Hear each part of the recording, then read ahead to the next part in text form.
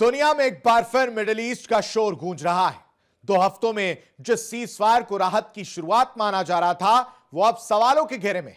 और इसी बीच पाकिस्तान में हुई शांति वार्ता भी फेल होती दिखी। उसके बाद एक बार फिर से विश्व युद्ध का तनाव बढ़ गया। एक तरफ अमेरिका की रणनीति तो दूसरी तरफ ईरान की जिद। ईरान ने साफ लहजे में कह दिया है, शर्तें हमारी होंगी और मानना पड़ेगा अमेरिका को। IRGC भी लगातार अपने दुश्मन को कड़ा संदेश दे रही है और कह रही है कि अगर किसी ने आंख उठाने की कोशिश की तो अंजाम बुरा होगा। ऐसे में IRGC कैसे इस युद्ध में अपनी ताकत के साथ आगे बढ़ा, यह पूरी दुनिया ने देखा। यानी जंग रुकी नहीं, बस ठहर गई है।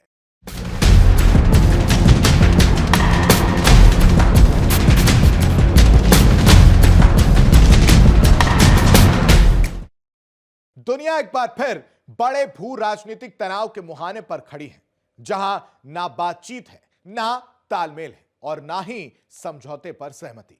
सिर्फ युद्ध भड़कने की चिंता है। वैश्विक दिग्गज एक मंच पर तो आए, लेकिन बातचीत का नतीजा कुछ नहीं निकला, बल्कि और जंग की तरफ इशारा होता नजर आया है। डोनाल्ड ट्रंप के पुराने बयान पर तंज कसते हुए ईरान ने खुद को जंग और बातचीत दोनों में विजेता बताया है।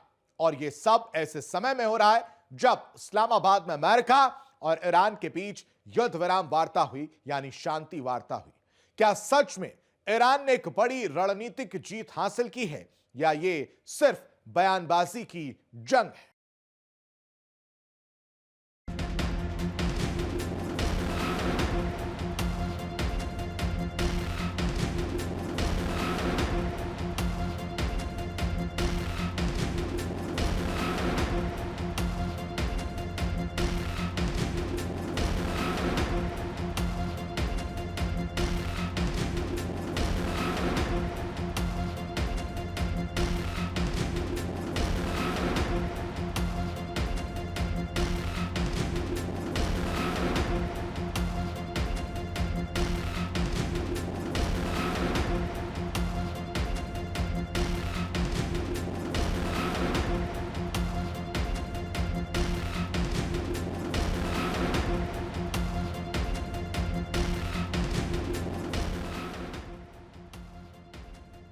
मिडिल ईस्ट भले ही कुछ दिनों के लिए दुनिया को शांत नजर आ, लेकिन अब एक बार फिर से तनाव बढ़ना शुरू हो गया है। एक तरफ अमेरिका इजराइल की जोड़ी, दूसरी तरफ ईरान और उसके समर्थक। पाकिस्तान जैसे चालबाज देश में बातचीत का सौदा होना था, लेकिन बातचीत फेल हो गई। अमेरिका से लेकर ईरान तक हर कोई अपने सुर में था।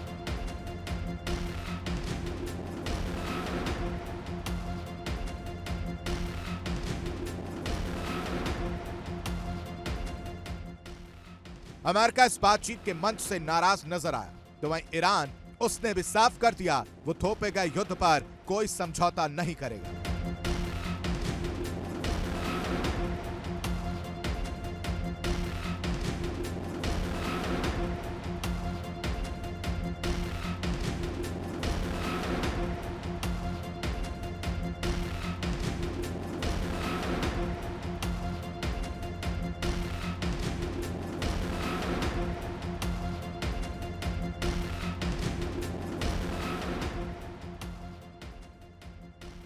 युद्ध से लेकर बातचीत तक नजर आ रहा है कि अमेरिका हर तरफ बैकफुट पर आता दिख रहा है और अब अमेरिका की किरकिरी होती दिख रही है।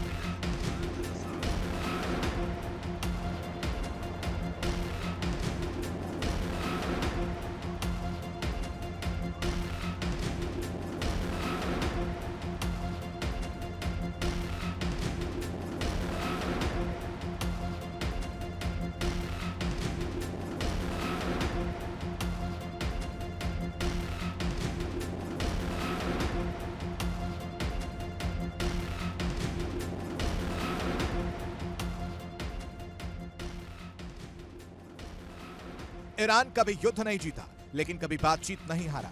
यह बयान था डोनाल्ड ट्रंप का। 3 जनवरी 2020 का। लेकिन अब 2026 में भारत स्थित ईरानी दूतावास ने इसी बयान को शेयर कर लिखा, ईरान न सिर्फ बातचीत जीता बल्कि एक बड़ी जंग भी जीत चुका है।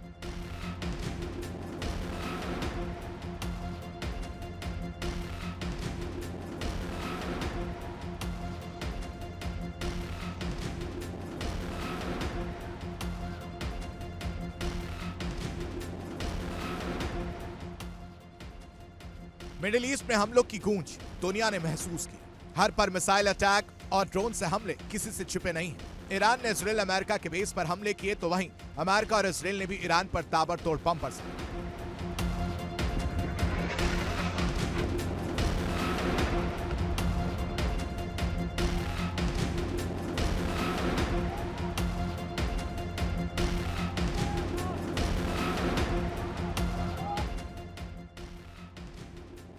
दो 2020 में अमेरिका ने बगदाद में ईरानी कुद फोर्स के कमांडर कासिम सुलेमानी को ड्रोन हमले में मार गिराया था। उस वक्त ट्रंप ने ईरान को कमजोर बताया था, लेकिन 6 साल बाद तस्वीर बदल चुकी है।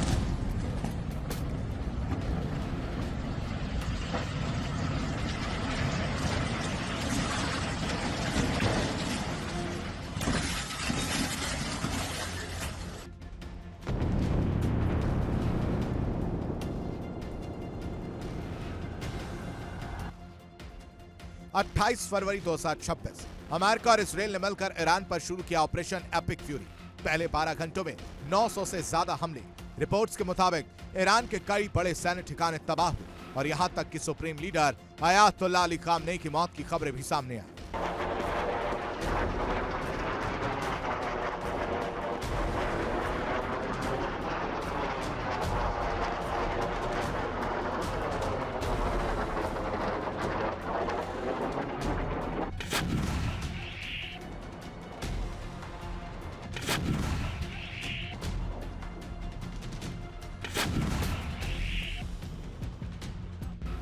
लेकिन इसके बाद जो हुआ उसने पूरी दुनिया को हिला दिया। ईरान ने अपने दमखम के साथ इस जंग में उतरना सही समझा और अमेरिका और इजराइल को ताबड़तोड़ जवाब दिया।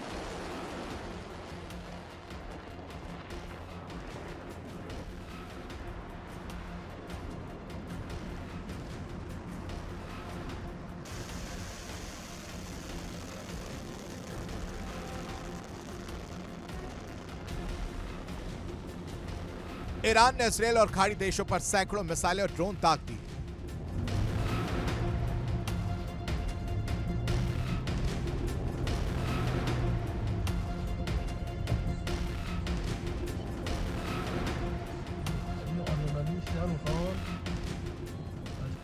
और फिर सबसे बड़ा कदम स्ट्रेट ऑफ हॉर्मुज को बंद कर दिया गया।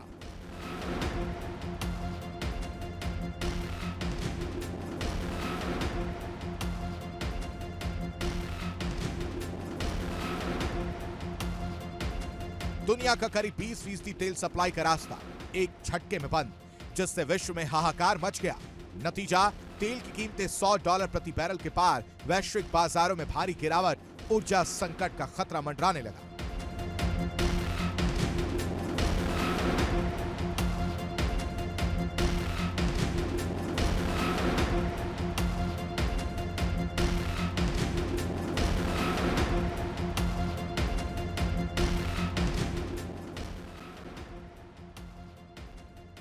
करीब 40 दिन तक चला यह युद्ध हजारों लोगों की मौत, लाखों लोग बेघर और दुनिया की अर्थव्यवस्था को बड़ा झटका देता नजर आया।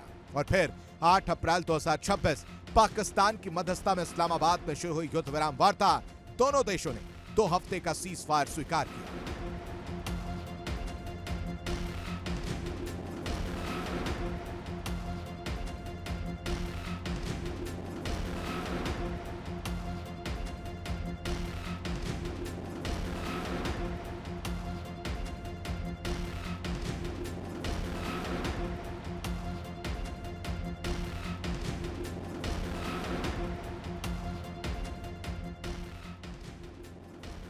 अमेरिका का दावा कि ईरान की सैन्य ताकत कमजोर हुई, मिसाइल और ड्रोन क्षमता तबाह हुई। सालों तक लड़ने की हालत नहीं, लेकिन हालात इससे बिल्कुल अलग है। ईरान का जवाब बिल्कुल उल्टा है। ईरान का दावा कि उसके हमलों ने अमेरिका इजराइल को पीछे हटने पर मजबूर किया।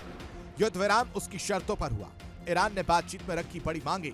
आर्थिक प्रतिबंध हटाए जाएं, होर्मुज पर नियंत्रण हमारा हो, लेबनान में इजरायली हमले रोके जाएं, खाड़ी में अमेरिकी सेना हट जाए।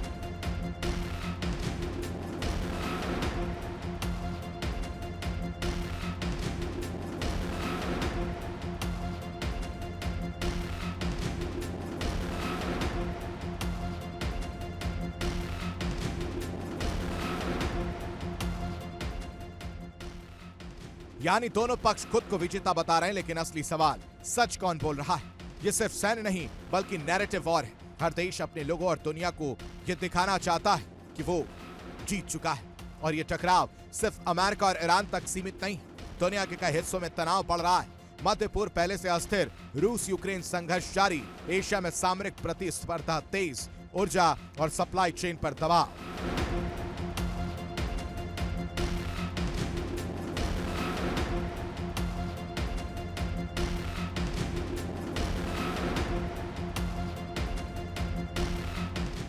अगर होर्मुज फिर बंद हुआ तो तेल 120 से 150 डॉलर तक जा सकता है। महंगाई बढ़ेगी और इससे कोई देश नहीं बच पाएगा। यहां तक कि IRGC ने भी यह साफ कर दिया है कि होर्मुज से सैन्य जहाज को बिल्कुल भी राहत नहीं दी जाएगी और कुछ शर्तों के साथ ही नागरिक जहाजों को अनुमति मिल पाएगी। इस्लामाबाद में हुई बातचीत फेल साबित हुई। ऐसे में एक बार फिर से मिडिल ईस्ट में तबाही का मंजर हो सकता है और इस बार युद्ध सिर्फ अमेरिका और ईरान के बीच नहीं होगा, बल्कि ये विश्व युद्ध में भी बदल सकता है।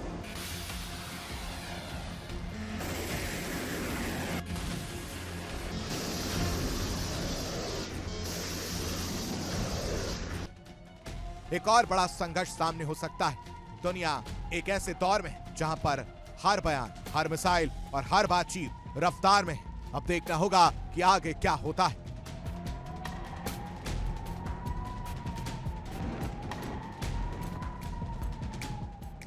Bureau report, India daily.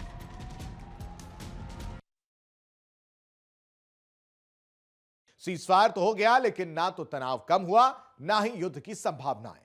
Iran ने साफ कर दिया है कि वो अपनी शर्तों से पीछे नहीं हटेगा। IRGC भी अपने एक्शन प्लान के साथ आगे बढ़ रहा है।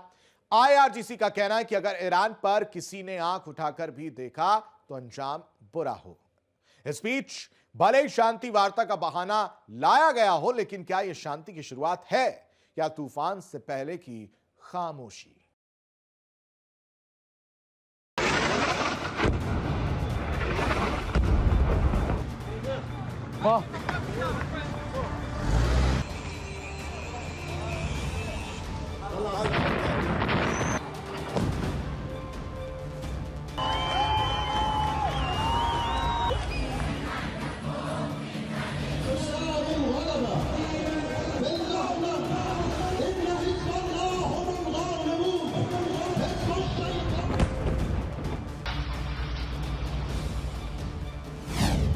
क्या सच में जंग जीत गया ईरान?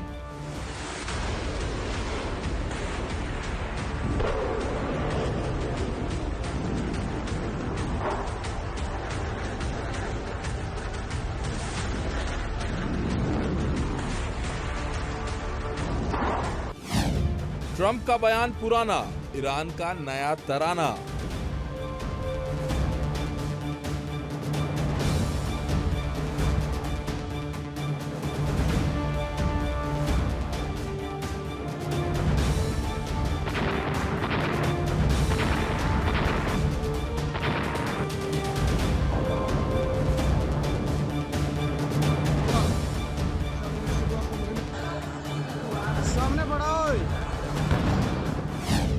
सीज फायर चालू, फिर भी माहौल बेकाबू।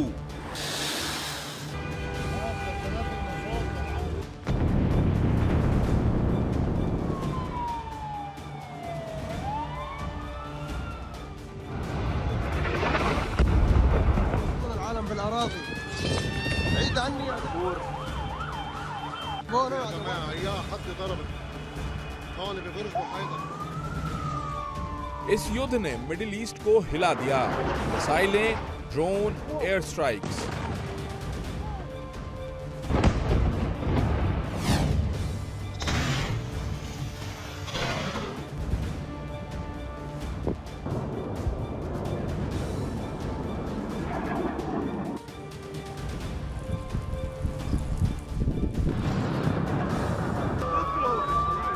और फिर वैश्विक तनाव। लेकिन अब हालात फिर से गंभीर होते जा रहे हैं।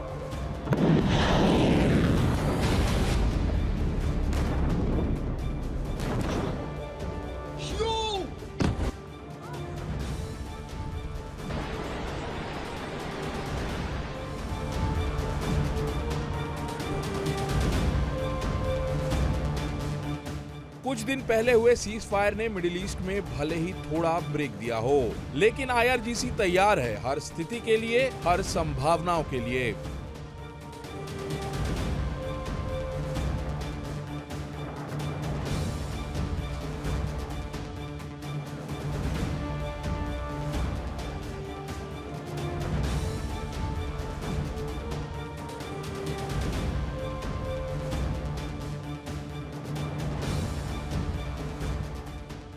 सीज फायर का ऐलान होने के साथ ही ईरान में जश्न का माहौल देखने को मिला।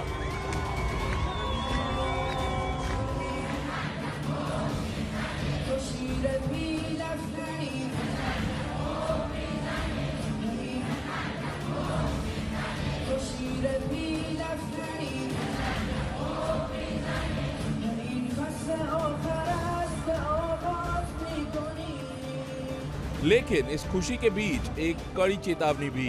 ईरान की ताकत, उसकी सेना और खासकर इस्लामिक रेवोल्यूशनरी गार्ड कॉर्प्स यानी IRGC।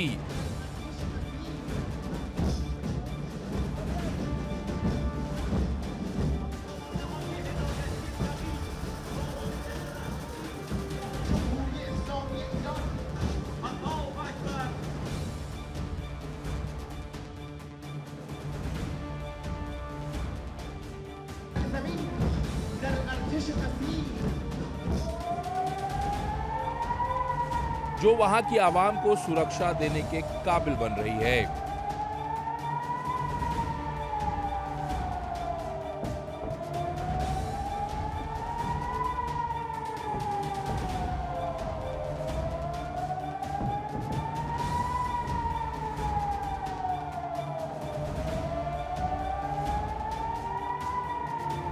युद्ध के दौरान बैलिस्टिक मिसाइल हमले हुए,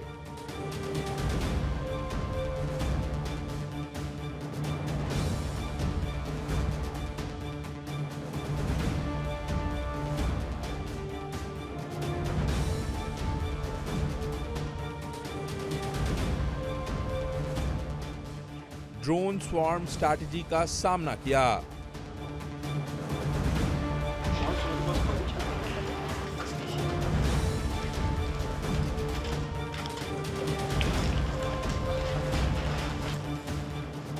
समुद्री रास्तों पर नियंत्रण किया।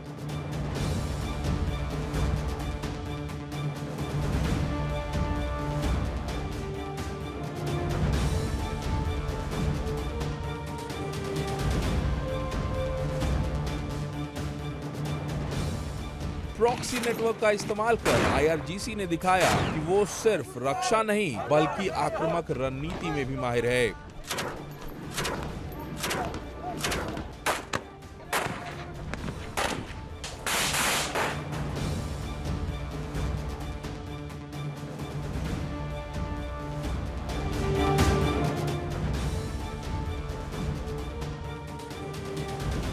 ईरान का एक्शन प्लान साफ था, दुश्मन के सैन्य ठिकानों को निशाना बनाना।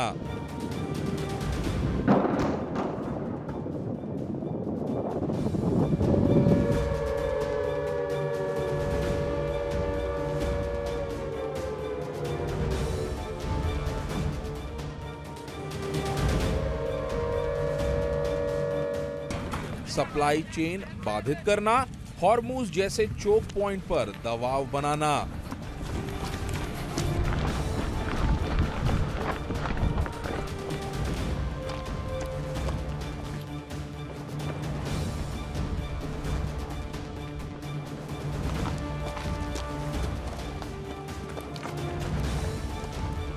और क्षेत्रीय सहयोगियों के जरिए मल्टी फ्रंट दबाव रखना।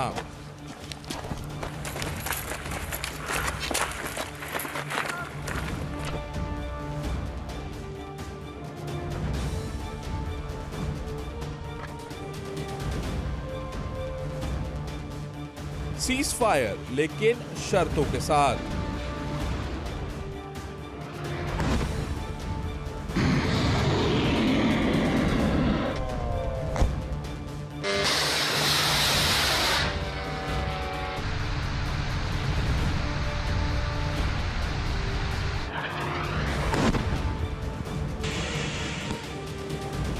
ईरान ने 10 पॉइंट्स में अपनी मांगे रखी और साफ संदेश, अगर हमला हुआ तो जवाब और भी कड़ा होगा।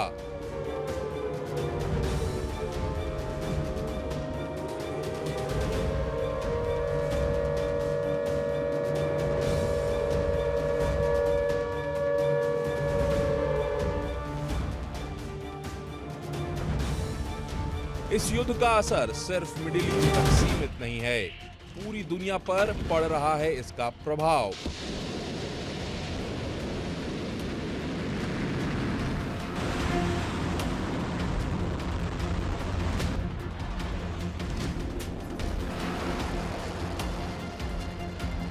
तो क्या ये सीज फायर स्थायी शांति लाएगा या फिर ये सिर्फ एक रणनीतिक ब्रेक है जिसके बाद जंग और भी भड़क सकती है?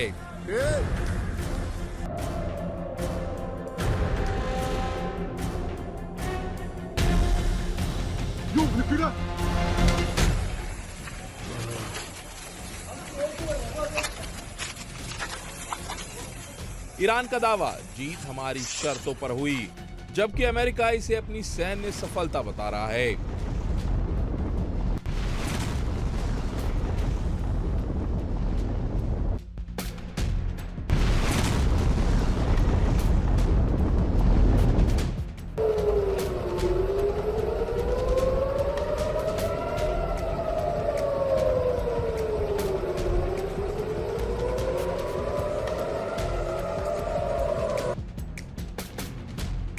सवाल अब भी वही है, जीत किसकी और अगला कदम क्या?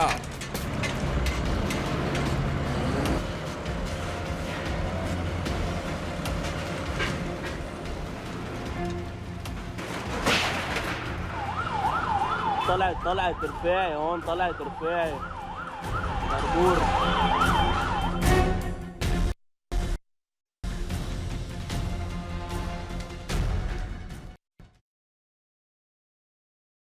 मिडिल ईस्ट एक बार फिर बारूद के ढेर पर खड़ा है, जहां युद्ध और सीजफायर हालात और ज्यादा विस्फोटक होते जा रहे हैं। ईरान और इजराइल के बीच टकराव अब किसी से छिपे हुए संघर्ष की तरह नहीं, बल्कि खुली जंग का रूप ले चुका है।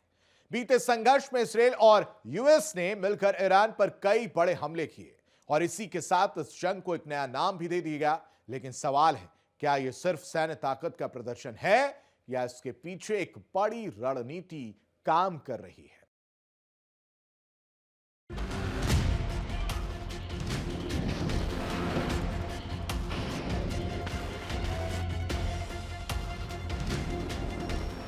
मिडिल ईस्ट, जहां महायुद्ध और सीज फायर के बाद हालात और ज्यादा विस्फोटक होते जा रहे हैं, ईरान और इजराइल के बीच टकराव अब खुली जंग का रूप ले चुका है।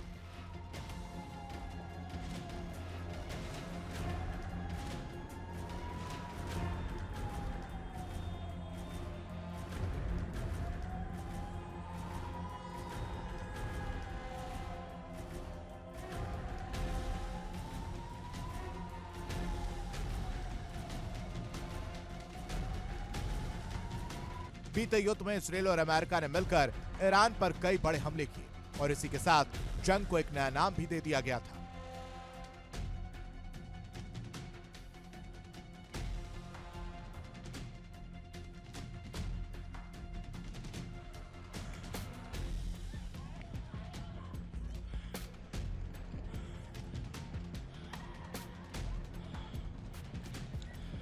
इतिहास गवाह है कि जब जब युद्ध अपनी चरम सीमा पर होता है तो निशाने पर सिर्फ सरहदें नहीं, बल्कि दुश्मन देश के पुल, उसके बांध और उसके पावर प्लांट होते हैं। ऐसा ही मिडिल ईस्ट में भी देखने को मिला कि किस तरह अमेरिका और इजराइल ने ईरान को तबाह करना चाहते थे। इस पूरी जंग में भले अमेरिका फ्रंट पे रहा हो, लेकिन इजराइल सबसे ज्यादा मजबूती के साथ और प्लानिंग के साथ इस जंग में उतरा हुआ था।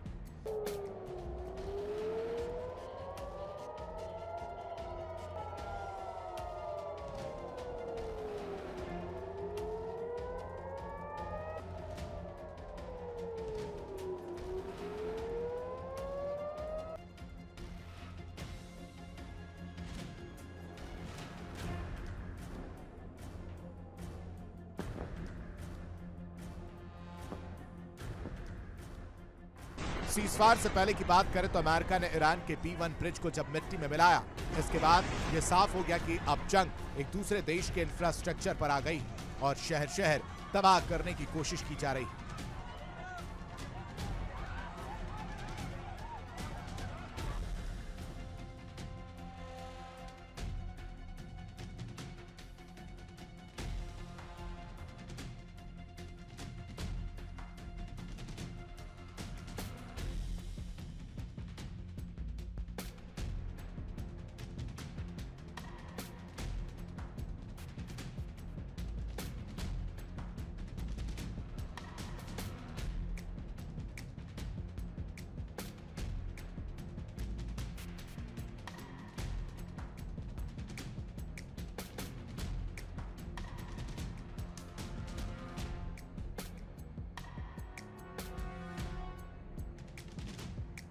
इसराइल के इस फॉर्मेट से ईरान ने भी बहुत कुछ सीखा और दुश्मन के इंफ्रास्ट्रक्चर पर वार करने लगा।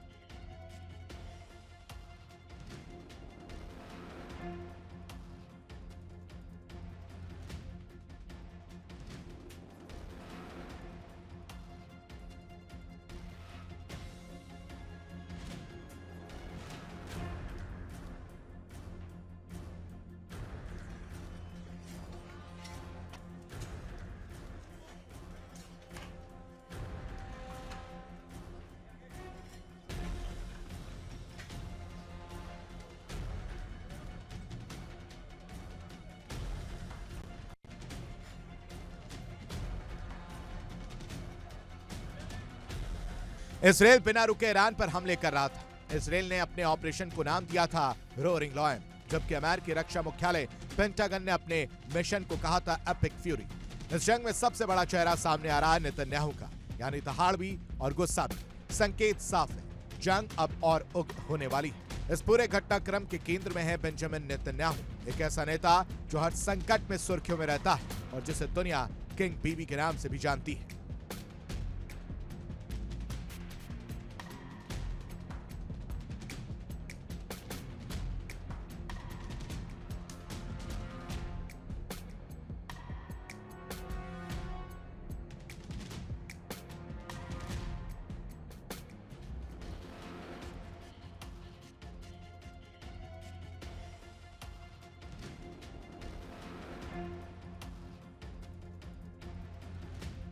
लेकिन आखिर ये बीवी है क्या? दरअसल ये कोई राजनीतिक टाइटल नहीं बल्कि बचपन का नाम है। 21 अक्टूबर 1949 को तेल अवीव में जन्मे नेतन्याहू को उनके परिवार और दोस्तों ने प्यार से बीबी कहना शुरू किया। छोटा नाम, आसान नाम और धीरे धीरे यही नाम उनकी पहचान बन गया। आज बीबी सिर्फ एक निकनेम नहीं बल्कि एक पॉलिटिकल ब्रांड है। समर्थकों के लिए मजबूत नेता, आलोचकों के लिए सख्त शासक, लेकिन दोनों के लिए एक प्रभावशाली चेहरा। नेतन्याहू की पहचान सिर्फ इसराइल तक सीमित नहीं, उन्होंने अमेरिका में पढ़ाई की और आर्किटेक्चर की शिक्षा ली और बॉस्टन कंसल्टिंग ग्रुप में भी काम किया।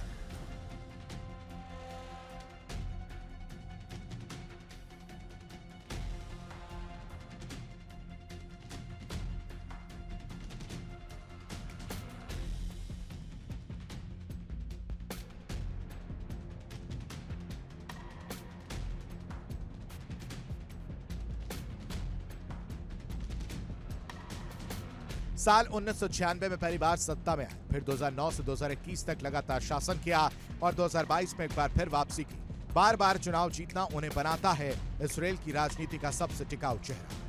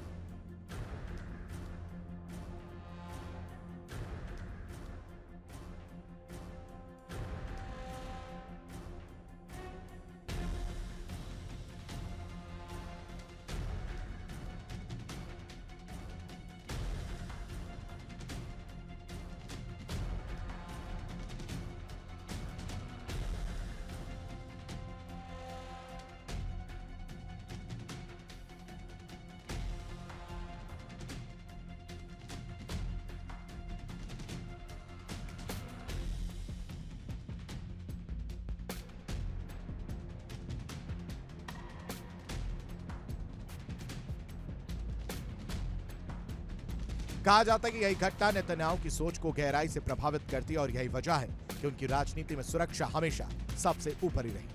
अब एक बार फिर बीबी युद्ध के मैदान में रोरिंग लॉयन की दहाड़ और एपिक फ्यूरी का प्रहार दोनों मिलकर संकेत दे रहे हैं कि सीजफायर की शर्तों पर अगर बात नहीं बनी तो 2 हफ्तों के बाद हालात और भी ज्यादा खतरनाक हो सकते हैं।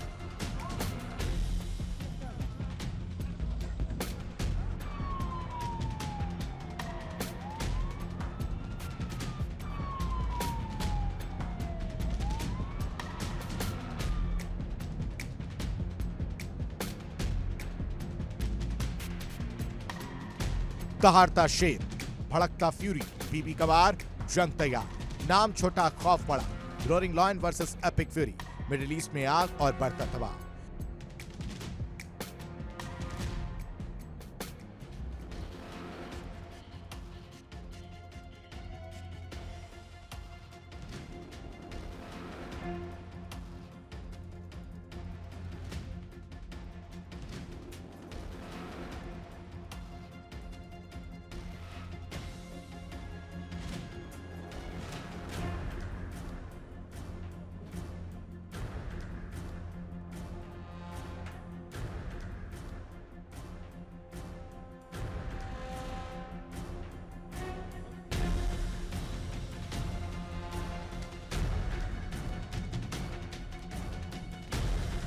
तो एक तरफ जंग की रणनीति और दूसरी तरफ एक नेता की कहानी, बीबी, जो सिर्फ एक नाम नहीं बल्कि मिडिल ईस्ट की राजनीति का सबसे मजबूत चेहरा बन चुका है। अब देखना होगा कि यह जंग किस दिशा में जाती है और बीबी का अगला कदम क्या होता है, क्योंकि नेतन्याहू बार बार अपने अधूरे लक्ष्य की बात कर रहे हैं। क्या है उनका टारगेट जिसे वो पाना चाहते हैं, ये एक बड़ा सवाल है, या फिर होर्मुज के लिए ही जंग की शुरुआत और अंत होगा।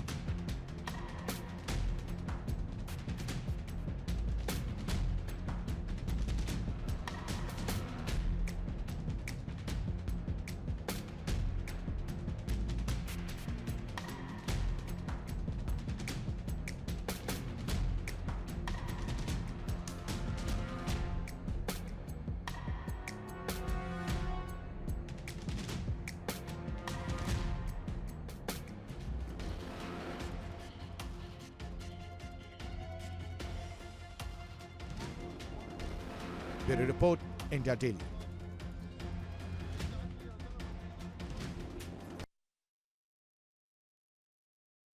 दो हफ्तों का सीजफायर, लेकिन क्या सच में हालात शांत हुए हैं? ईरान और यूएस के बीच भले ही अस्थायी युद्ध विराम लागू हो गया हो, लेकिन मिडिल ईस्ट में तनाव कम होने की बजाय और जटिल होता दिख रहा है। इजराइल ने साफ कर दिया कि सीजफायर उसकी लेबनान में चल रही सैन्य कार्रवाई पर लागू नहीं होगा। हिजबुल्लाह के खिलाफ ऑपरेशन अब और तेज हो चुका है।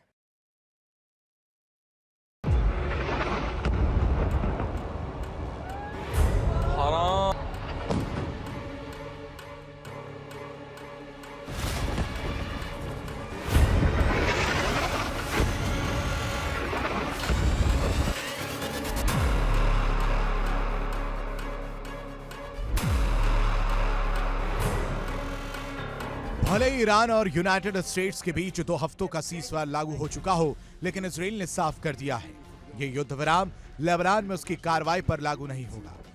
लेबनान में हिजबुल्लाह के खिलाफ इजराइल का ऑपरेशन लगातार तेज हो रहा है।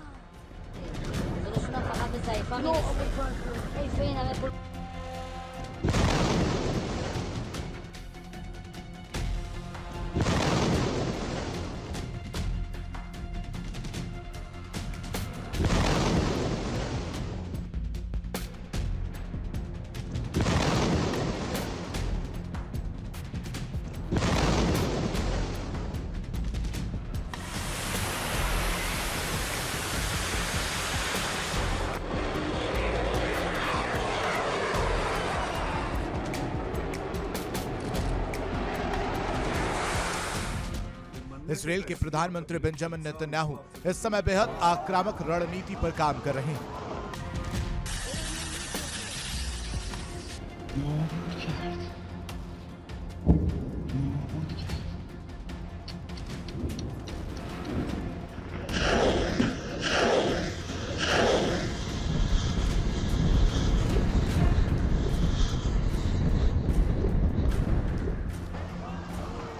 सूत्रों के मुताबिक उनका मानना है कि जब तक हिजबुल्लाह पूरी तरह खत्म नहीं होता तब तक इसराइल की सुरक्षा संभव नहीं।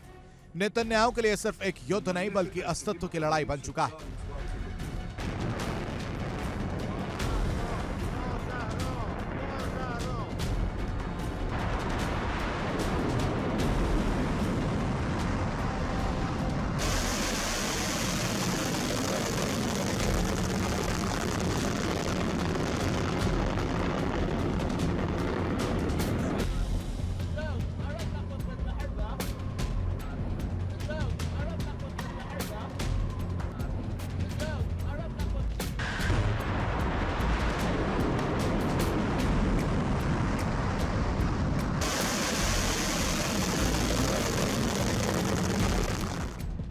इसराइल और लेबनान के बीच संघर्ष की जड़ें 50 साल पुरानी हैं।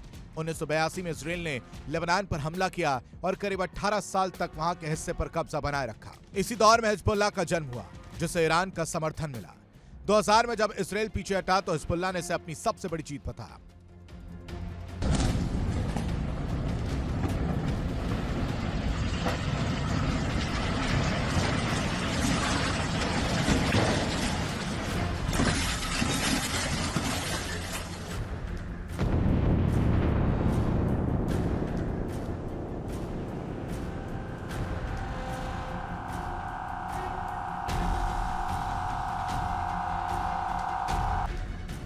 हाल ही में हालात तब और बिगड़ गए जब हिजबुल्लाह ने इसराइल पर रॉकेट दागे। इसके बाद इसराइल ने जवाबी कार्रवाई में लेबनान के कई इलाकों को निशाना बनाया। الشام يطلع ابو موزي الشام موت يا زكوك موت يا رب ياتو نزل نزل نزل نزل نزل نزل نزل نزل विशेषज्ञ मानते हैं कि यह जंग अब लिमिटेड कॉन्फ्लिक्ट से आगे बढ़कर रीजनल वॉर में बदल सकती है।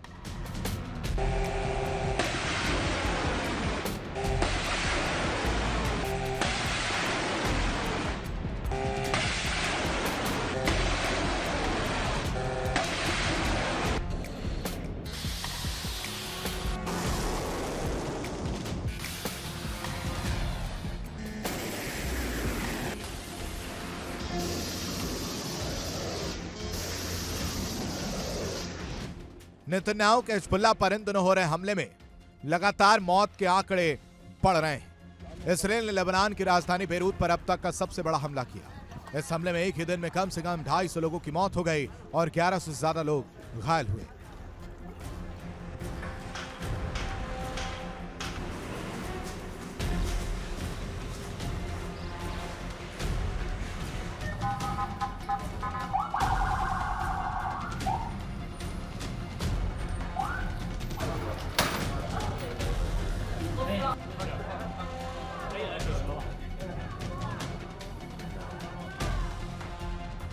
इन दिनों सड़कों पर एक के बाद एक 5 बड़े धमाके हुए। आसमान में धुएं के गुबार उठे और पूरा शहर दहल उठा। इजरायली सेना ने कहा कि उसने सिर्फ 10 मिनट के भीतर 100 से ज्यादा ठिकानों पर एक साथ हमला किया। इन ठिकानों में हिजबुल्लाह के कमांड सेंटर और अन्य ठिकानों को निशाना बनाया गया।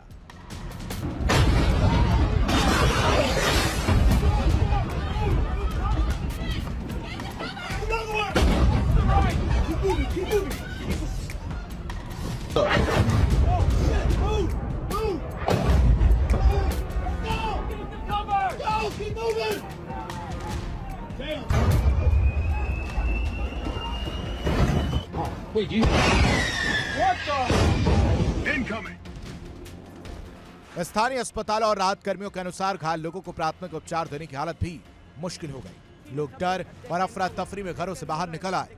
कुछ इलाकों में आग की लपटें अभी भी फैल रही हैं।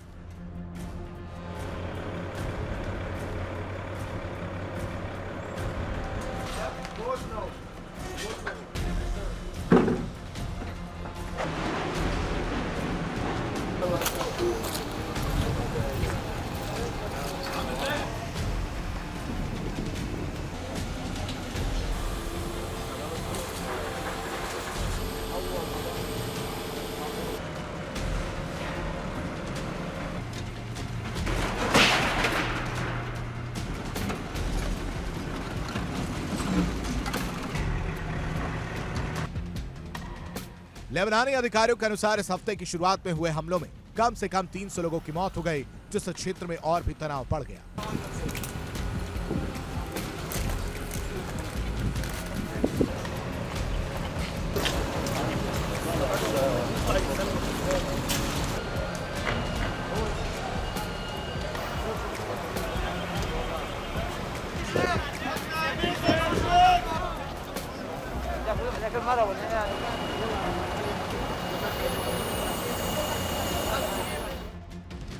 लेबनान के प्रधानमंत्री नवाब सलाम आगामी दिनों में वाशिंगटन डीसी का दौरा करेंगे। इस दौरान वो इसराइल द्वारा लेबनान के साथ सीधी वार्ता की पेशकश कर चर्चा करेंगे। ये जानकारी शुक्रवार को एक लेबनानी सरकारी सूत्र ने दी।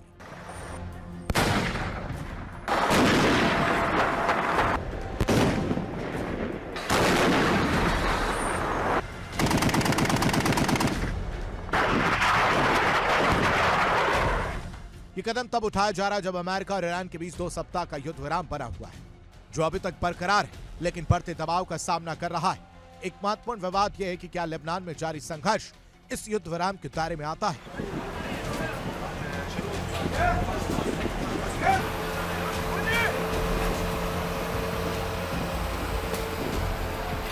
सबसे बड़ा सवाल, क्या यह संघर्ष अब पूरे मिडिल ईस्ट को अपनी चपेट में ले लेगा? अगर ईरान खुलकर सामने आता है तो हालात और गंभीर हो सकते हैं। वहीं यूनाइटेड स्टेट्स की भूमिका भी निर्णायक बनी हुई है।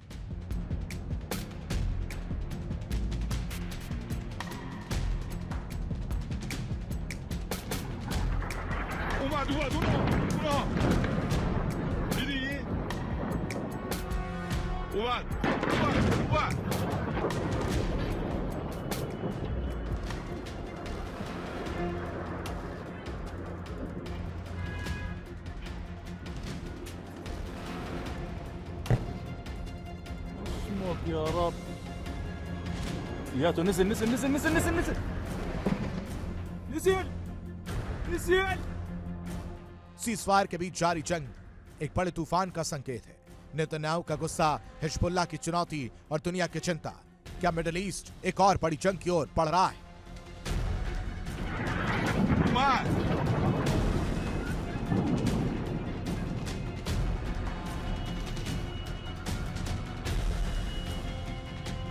موشک از اینجا میاد، از سمت چپ بیاد.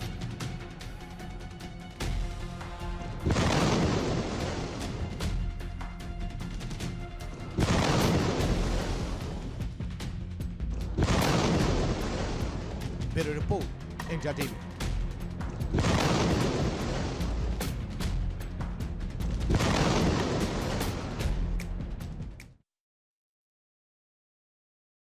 अमेरिका और ईरान के बीच भले युद्ध विराम की घोषणा हो गई हो, लेकिन मिडिल ईस्ट में हालात अब भी सामान्य नहीं है। एक तरफ डोनाल्ड ट्रंप 2 हफ्तों के सीज़फायर की बात कर रहे हैं, तो दूसरी तरफ इसराइल के तेवर साफ संकेत दे रहे हैं, लड़ाई अभी खत्म नहीं हुई। मिडिल ईस्ट में जारी इस तनाव ने पूरी दुनिया को चिंता में डाल दिया है। हर कोई यह जानना चाहता है कि आखिर यह टकराव थमेगा कैसे।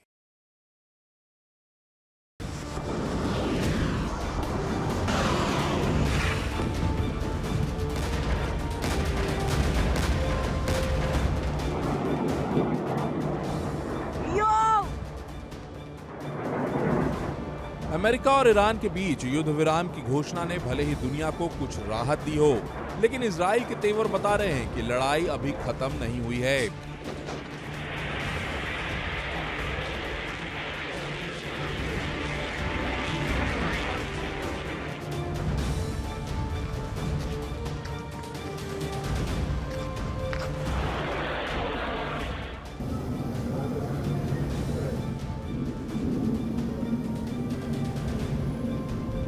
मिडिल ईस्ट में जंग ने हर किसी को तनाव में डाला हुआ है।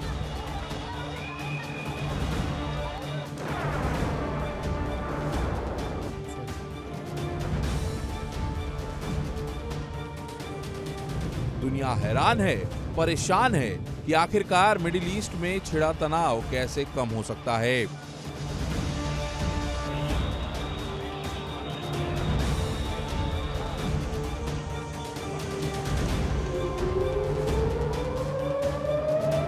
एक तरफ डोनाल्ड ट्रंप ने 2 हफ्तों के ब्रेक का ऐलान किया, लेकिन दूसरी तरफ ट्रंप धमकी पर धमकी भी दे रहे हैं।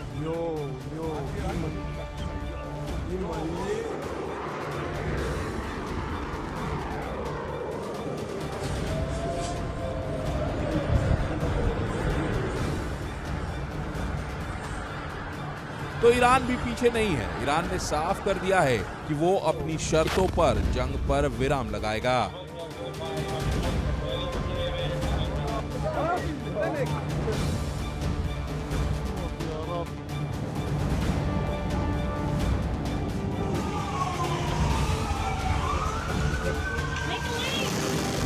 न कि अमेरिका या फिर इजराइल की शर्तों पर।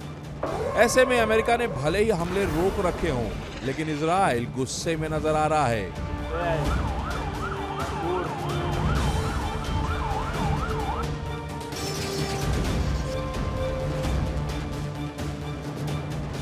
और ईरान से बदला लेने की बातें कर रहा है।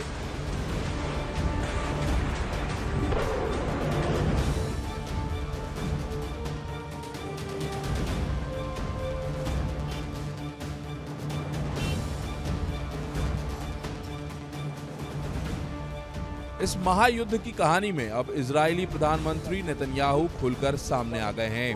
नेतन्याहू ने साफ शब्दों में कहा कि लक्ष्य अभी बाकी है और जरूरत पड़ी तो इजराइल फिर से युद्ध में कूदेगा।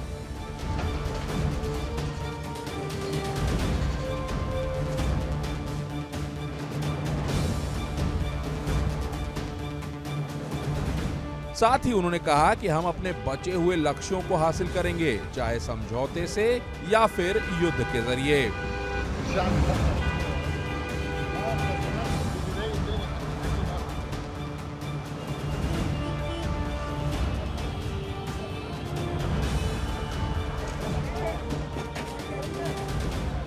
युद्ध विराम के बाद पहली प्रेस ब्रीफिंग में नेतन्याहू ने दावा किया कि 6 हफ्तों की इस लड़ाई में इजराइल पहले से कहीं ज्यादा मजबूत होकर उभरा है।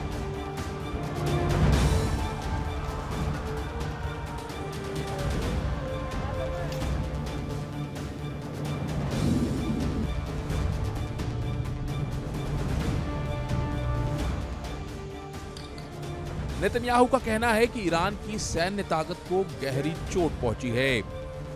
उसकी मिसाइल क्षमता लगभग तबाह हो चुकी है।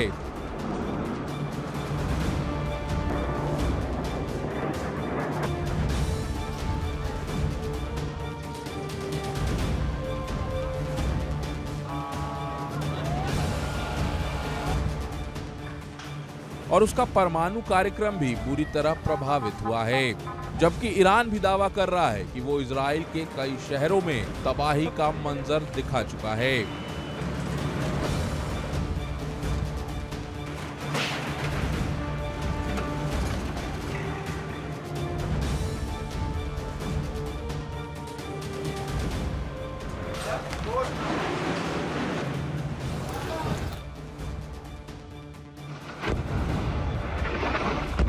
दूसरी तरफ अमेरिका के राष्ट्रपति ट्रंप ने युद्ध विराम का ऐलान किया, जिसे लेकर कई सवाल उठे।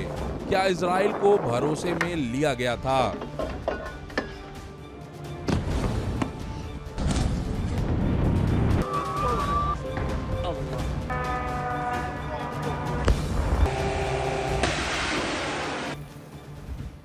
लेकिन नेतन्याहू ने उन सभी अटकलों को खारिज कर दिया। उन्होंने कहा अमेरिका और इजराइल के बीच पूरा तालमेल है और इस सीज फायर में कोई सरप्राइज नहीं था।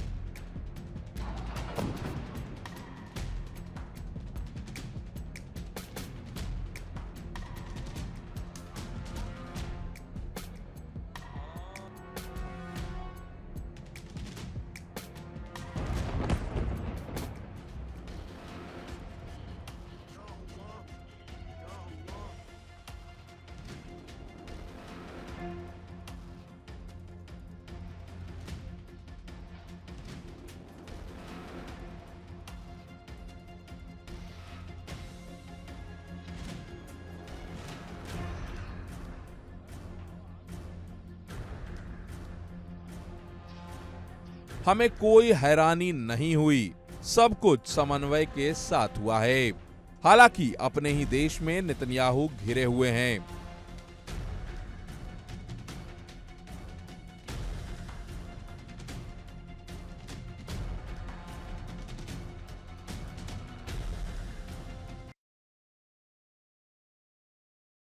इसी के साथ ललकार में अभी के लिए बस इतना ही। तमाम बड़ी खबरों के लिए आप बने रहिए इंडिया डेली के साथ। नमस्कार। देखिए इंडिया डेली 24/7 अब आपके स्मार्ट टीवी पर।